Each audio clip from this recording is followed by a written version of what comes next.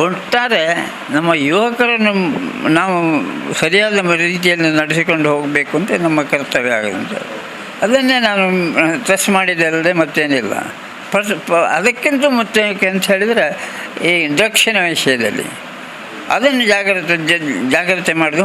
Government ಒಳ್ಳೆಯ ಕೆಲಸ ಮಾಡ್ತಾ ಉಂಟು, ಪೊಲೀಸ್ ಡಿಪಾರ್ಟ್ಮೆಂಟ್ ಒಳ್ಳೆಯ ಕೆಲಸ ಮಾಡೋದು. ಪ್ರತಿ ದಿವಸ ನೋಡ್ತಾ ಇದೆ, ಪೇಪರ್ನಲ್ಲಿ ಬರ್ತಾ ಉಂಟು, ಖುಷಿ ಆಗ್ತದೆ. ಆದ್ದರಿಂದ ಅದನ್ನು ಕಂಟಿನ್ಯೂ ಇನ್ನೂ ಸ್ವಲ್ಪ ಅಗ್ರೆಸಿವ್ ಆಗಿ ಮಾಡಿದರೆ ಇನ್ನೂ ಒಳ್ಳೆಯದಾಗ್ತದೆ ಅಂಥೇಳಿ ನಮ್ಮ ಕಲ್ಪನೆ ಅಷ್ಟೇ. ಅದಕ್ಕೆ ಅವರು ಹೇಳುವಾಗ ಅವರು ಹೇಳಿದರು, ನಾವು ಮಾಡ್ತೇವೆ, ನಾವು ಅದನ್ನು ಇನ್ನೂ ಇದರಲ್ಲಿ ಮಾಡಬೇಕಂತಿದ್ದೇವೆ. ಹೌದು ಹೌದು ಹೌದು.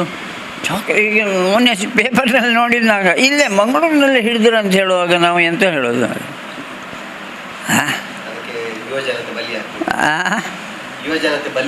ಬಲಿ ಆಗ್ತದೆ. ಅದಕ್ಕೋಸ್ಕರ ಸ್ವಲ್ಪ ಜಾಗ್ರತೆ ವಹಿಸಬೇಕು ಅಂತೇಳಿ. ಅದು ಖಾಲಿ ಸರ್ಕಾರ ಮಾತ್ರ ಅಲ್ಲ, ಎಲ್ಲ ಜನರು ಕೂಡ, ಎಲ್ಲ ಪೇರೆಂಟ್ಸು, ಜನರು ಎಲ್ಲರೂ ನಾವು ಇದು ಮಾಡಬೇಕು, ಜಾಗೃತವಾಗಬೇಕು.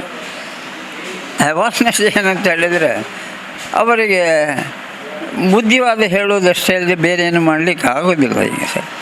ಆದರೆ ಸ್ವಲ್ಪ ಕೆಲವರು ಈಗ ನೋಡಿ, ಮೊನ್ನೆ ಇದು ಮಾಡುವಾಗ ಡಾಕ್ಟರು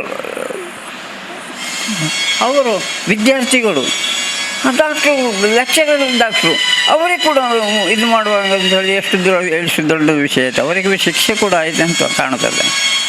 ಅದರಿಂದ ಸ್ವಲ್ಪ ಹೆಚ್ಚಿನ ಇದು ಮಾಡಿ ಸ್ವಲ್ಪ ಶಿಕ್ಷೆ ಕೂಡ ಕೊಡೋದಿದ್ದರೆ ಇದು ನಿಲ್ಲಿಸೋದು ಭಾಳ ಕಷ್ಟ ಉಂಟು.